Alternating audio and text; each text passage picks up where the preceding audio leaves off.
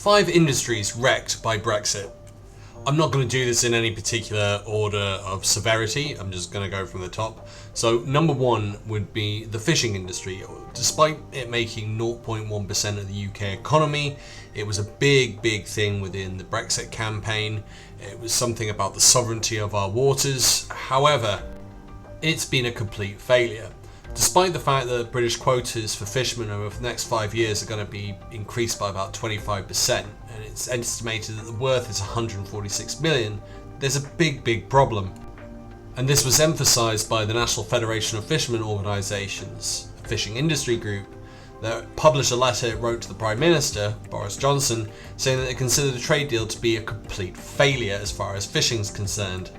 The second problem is obviously all that fish being increased, but no one to sell it to, because about 50% of our fish was sold to the EU. Now that has trade barriers. So the alternative is to ship it further afield. And of course, the majority of that's going to be shipped by plane. So that's obviously great for the environment. That takes us on to the next stage, which is food and agriculture. Regulations and border controls affecting agricultural exports and imports create issues for everyone in the EU and the UK. Farmers, distributors, grocery store chains, restaurants and consumers. Everyone has been affected by this. We're now seeing food shortages across the UK and more prominently within Northern Ireland, which is obviously just adding to the tension and animosity that's being felt by both the Unionists and Republicans. Our manufacturing sector has also been affected because it uses complex supply chains that stretch across different nations. And of course now we've got trade barriers. This is affecting cars, aerospace and general industrial supplies. It's affected Honda, Nissan, BMW, Toyota, Jaguar Land Rover. All have had to cut jobs and close plants. Nissan's had to be bailed out by the government, which is supremely ironic because they're being bailed out so they can get access, on the condition they get access into the EU, which means that the government's paying money to Nissan to keep the jobs up in order to follow EU regulations. Oh, and then the extra kicker is that Nissan is a French state-owned company, so again they're pumping money into the French state. Panasonic and Sony plan to move their European headquarters from London to Amsterdam, going on the Spider-Man tour, and Dutch conglomerate Philips has closed its only UK factory. We've had major hits with the financial sector. Major banks including JP Morgan, Morgan Stanley, NatWest, Goldman Sachs, Bank of America, UBS, and Credit Suisse have moved hundreds of employees and large quantities of assets from London to other European cities before the deadline date of December 31st, 2020. This has cost the UK about 1.2 trillion in financial sector assets. And that's only in the first 4 years.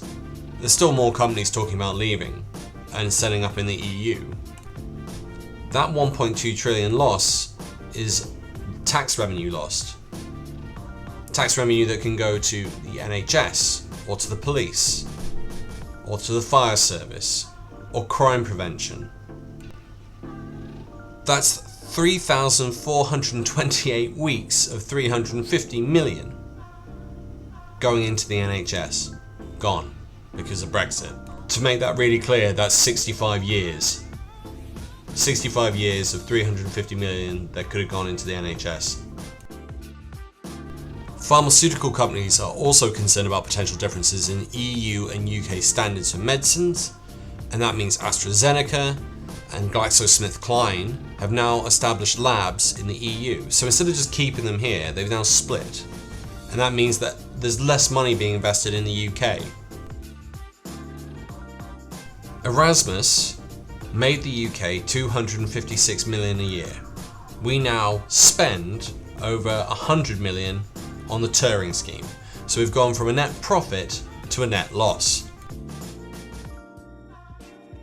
And finally, we've got UK litigation services, legal services, a $60 billion industry that none of the media are really talking about at the moment. Since we left the EU, we've been removed from a thing called the Lugano Convention, and essentially establishes jurisdiction of national courts. and it guarantees legal recognition and enforcement of a wide range of civil and commercial judgments in cross-border disputes. So if we have a cross-border dispute between France and Britain, you would then use the Lugano Convention to decide where the litigation and the legal case is dealt with. Potentially, we're affecting about 350,000 jobs. We're affecting commercial law firms. We're affecting the reputation of English law, which was a preferred law of business and international contracts. And of course, if you're having legal battles yourself, as a person, maybe over family, one person's from France, one person's from Britain, where do you have the debate as to who has custody of the kids? Big problems. I hope you enjoyed my political observations this week. If you'd like to support me, please share the video with others and post about it on social media. If you're keen for more, subscribe, comment, like, and hit that notification button. Thanks for listening, and see you next time on Political X.